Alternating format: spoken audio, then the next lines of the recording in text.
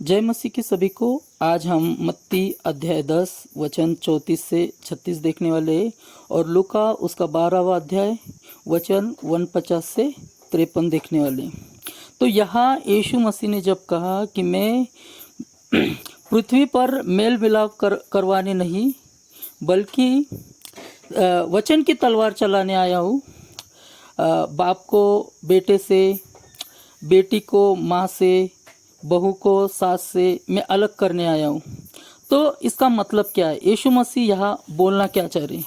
तो हम मत्ती के वचन से देखेंगे। मत्ती का 10वां अध्याय 34वें वचन से हम पढ़ते वचन को। ये ना समझो कि मैं पृथ्वी पर मेल मिलाप कराने को आया हूँ। मैं मिलाप कराने को नहीं पर तलवार चलाने आया हूँ। तो यीशु मसीह ने ऐसा क्यों कहा?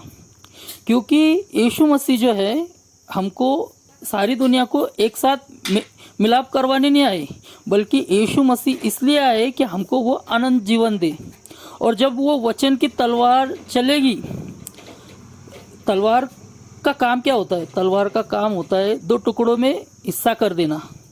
तो वचन जब कोई सुनेगा यीशु मसीह का और वो वचन जब ग्रहण करेगा तो उसके जो घर वाले वो उस वचन के कारण उससे बैर करने लगेंगे।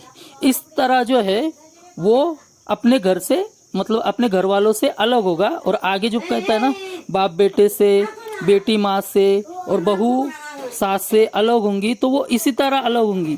जब ये लोग वचन सुनेंगे जो विश्वास में है वो लोग, तो उनके घर वाले उनका बैर करेंगे, उसके वजह से उनमें झगड़ा होंगे, है ना। तो इस तरह यीशु मसीह जो इस वचन में कह रहे हैं कि मैं तलवार चलाने आया हूँ, मतलब वचन की तलवार। जब वचन लोग सुनेंगे तो उनके अंदर क्या होगा? जो आग है वो आग उनके अंदर सुलग जाएगी। वो किस तरह सुलग जाएगी कि जो विश्वासी ने वो इस तरह उनके अंदर आग सुलग जाएंगी कि देखो ये मसीह बन गया है, ये धर्म को स्वीकार कर लिया है। इस तरह उनके अंदर वो आग सुलग जाएगी। और जो विश्वास में है उसके अंदर भी एक आग सुलग जाएगी कि देखो यीशु मसीह ने इनके लिए प्राण दिए हैं, फिर भी ये लोग विश्वास नहीं कर रहे। और ये कोशिश करेगा कि उन लोगों को समझाने की कोशिश करेगा और वो लोग उसको मसीह से हटवाने की कोशिश करेंगे। इस तरह से उन लोगों में जो है वो आग लगाई जाएगी। तो यहाँ पर ये संदर्भ है इस पूरे वचन का। और अगर हम लूका का भी पढ़ते, लूका 12 अध्याय 49 से 53, मैं पृथ्वी पर आग लगाने आया हूँ और क्या चाहता हूँ केवल ये कि अभी सुलग जाती।